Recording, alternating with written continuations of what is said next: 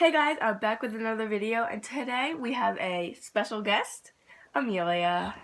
Hey! So she's back for more, and today we're going to be talking about 5 ways to take care of your new pet hamster, or maybe is older, but 5 ways to take care of your hamster. So we're going to be talking about how to feed your hamster, how to clean its cage.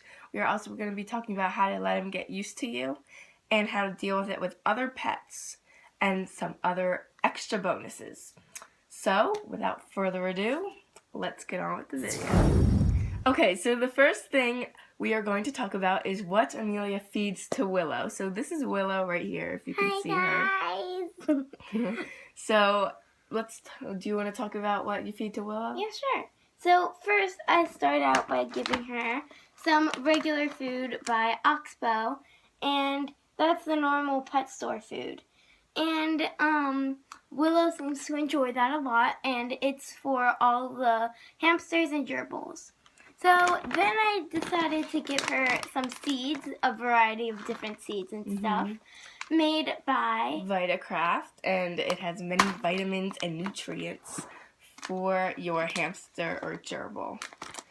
And then, would you like to talk about the last thing that you give her? Yes. So as a little treat every once in a while, I'll give her these little cheese things, and they actually take like a good amount of time to eat.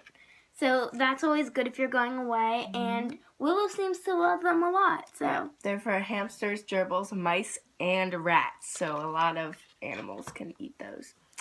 Okay, so Willow was getting a little bit feisty, so we had to put her back in her cage. But anyway, the second thing that we're going to talk about today is how we clean Willow's cage. So, would you like to talk about that? Okay, so this is definitely a grosser job, obviously, because definitely very important. Yeah. So what you want to do is clean it once a week, and what you need is probably like latex gloves, a plastic bag, and a bathtub, soap, and a sponge. And then all you have to do is put your hamster into a secure place. Like a hamster ball or even a box if you have one just laying around. You can put your hamster in there and make sure it has the high wall so that he or she cannot get out. And then you would like to just empty out all the bedding into your plastic bag, and then you scrub everything down. And then you just want to put it all back together and stick all the bedding in. And they love their bedding, and if you have a loft, do not worry about putting it in your loft. But then you probably just want to stick it back in your hamster's cage, give it some food, put their water supply back in, and then you're basically set. Yep, just make sure that you scrub every inch of that cage because that is definitely important for your hamster's healthy living. Oh, and also you do not need to scrub the bars if you have the bars. Yes. Okay, so the third thing we'll be talking about is how to let your hamster get used to you. So for this one, we are actually going to go into Amelia's room and see the cage and the hamster in action. And Amelia is going to show us how she let her hamster get used to her. And it usually takes about a week. So I think it took me a bit less, but it depends on your hamster. Yeah. Okay, so let's go to her room. So these are Willow's 2 cages, and they're both made by Critter Trail. As you can see, Willow's currently in here, but this one for her was, I thought, a bit too small. And I thought, maybe we should get her a bit of an expansion. So I decided to get this one for her, which, as you can see, has like a little wheel and a slide. And as I talked to you guys about earlier, this little loft area. It can come out, open up, whatever you want. So then I have to use some hand sanitizers when I'm done. So I personally like Bath & Body Works hand sanitizers the best. They smell best to me, and my favorite one this time of year is probably Cinnamon Spice Vanilla. The reason why I use my hand sanitizers is so that I believe you can get like cancer or some disease or something from touching your hamster and not washing your hands. So what you want to do it after you touch your hamster. And the way that I got my hamster to like me is just opening up the cage and every once in a while just sticking my hand in. But you don't want to stick it in too often because they can't get wet tail, which could possibly kill them.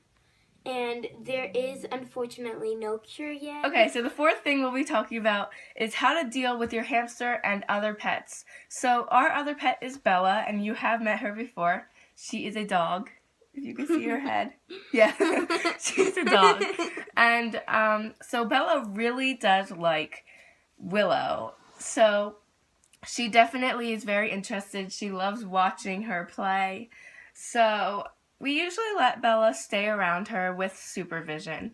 But if your pet does not like your hamster or small animal, then you should definitely put your small animal in a room where your other pet cannot reach it, and definitely close the door when you're not in the room, because you would not want a bad accident to happen, because that would definitely be sad. Especially with hunting dogs. Like, just Yeah, putting that so out there. luckily Bella is a good dog. She's definitely nice, and she does not mind the hamster. Okay, so the fifth and final thing that we're going to be talking about is Willow's chew toys. So why does she have to chew on her toys? Well, in order to keep her teeth down, she has to chew on things like a bunch of balls or like some styrofoam blocks, for example, that one. And just to keep her, like I said, keep her teeth down so that they're not like gargantuan. Bloopers! Okay, so the fourth thing that we're going to talk about is how to deal. Okay, so that is it for the video. I hope you guys enjoyed it. Please like, subscribe, or over there, wherever the subscribe button is, and comment down below what you would like to see next, and we will see you guys next time. Bye! Bye!